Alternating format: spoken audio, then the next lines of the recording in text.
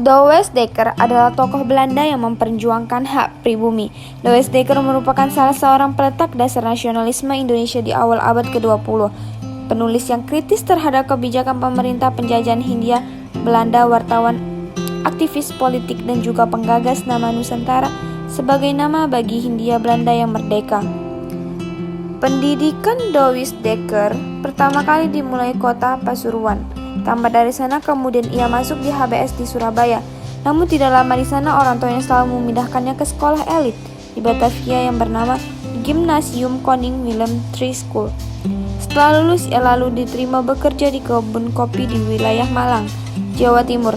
Di sana ia melihat bagaimana perlakuan semena-mena yang dialami oleh para pekerja pribumi di kebun kopi tersebut.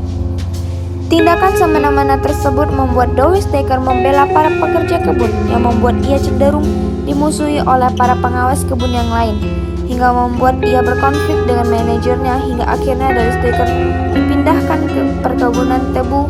Tapi ia tidak lama bekerja di sana, karena ia kembali berkonflik dengan perusahaannya dan membuat ia dipecat dari pekerjaannya. Setelah dipecat dan menjadi pengangguran, ibu Douwe Dekker meninggal dan menyebabkan Douwe Dekker depresi. Douwe Dekker membuat keputusan untuk berangkat ke Afrika Selatan pada tahun 1899 untuk ikut dalam Perang Boer Kedua melawan Inggris. Ia bahkan menjadi warga negara Republik Transvaal. Dan ia berkenalan dengan sastrawan India yang membuka pandangan Douwe Dekker mengenai perlakuan semena-mena pemerintahan kolonial Belanda pada masyarakat pribumi. Douwe Dekker lalu kembali ke Hindia Belanda Indonesia pada tahun 1902. Setelah kembali, ia bekerja sebagai wartawan di koran bernama The Lokomotif karena keahliannya dalam membuat laporan mengenai peperangan. Sebagai jurnalis, tulisannya banyak mengkritik kebijakan-kebijakan pemerintah kolonial. Tulisannya lebih membela bangsa pribumi dan semakin banyak mengkritik pemerintahan kolonial Belanda. Salah satu tulisannya yang terkenal yaitu Hoe kan Holland het Spodigin Kolonialisme, yang artinya bagaimana caranya Belanda dapat kehilangan koloni-koloninya. Douwe Dekker memberikan tempat tinggalnya sebagai tempat berkumpul para kaum pergerakan saat itu, seperti Sutomo dan Cipto Mangunkusumo. Kemudian Douwe Dekker memberikan ide mengenai sebuah pemerintahan Hindia Belanda yang dijalankan oleh penduduk pribumi asli. Ide tersebut ia sampaikan pada Partai Indiskebon dan Insulin. Pada tahun 1859, Edward Douwe Dekker, seorang keturunan Belanda yang begitu membela Indonesia, menuliskan buku yang berjudul Max Havelaar. Dalam buku ini, Douwe Dekker menggunakan nama samaran, Multatuli. Arti judul buku Max Havelaar adalah lelang kopi perusahaan dagang Belanda.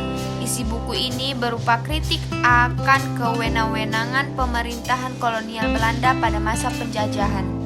Buku ini merupakan kumpulan dari berbagai jalinan kisah cerita, mulai dari kisah tentang Batavus Droogstoppel, seorang pedagang kopi, dan contoh yang tepat tentang seseorang kaya yang kikir.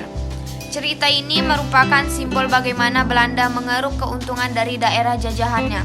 Sejumlah kisah tentang masyarakat lokal dirangkaikan dalam buku ini.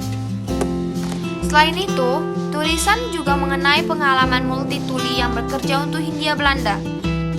Pada bagian akhir buku ini, Multatuli menyampaikan permintaan secara sungguh-sungguh langsung kepada Raja William III untuk menghentikan tindakan sewenang-wenang di atas daerah jajahan. Begitulah perjuangan Douwe Dekker dalam memperjuangkan kemerdekaan Indonesia. Oleh karena itu, ia dikenal hingga saat ini. Cukup sekian dari saya. Assalamualaikum warahmatullahi wabarakatuh.